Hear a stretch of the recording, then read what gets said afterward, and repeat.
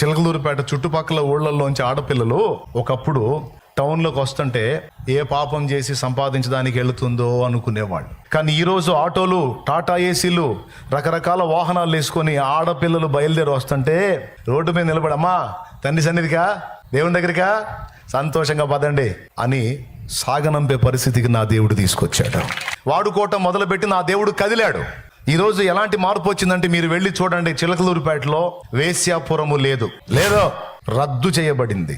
ఈరోజు ఆ గృహాల్లోంచి ఏం వినపడుతున్నాయో తెలుసా? నా యేసయ్య స్తుతి పాటలు వినపడుతున్నాయి ఆ గృహాలలో. నా యేసయ్య ఆరాధన వినపడుతుంది ఆ ఇళ్లలో.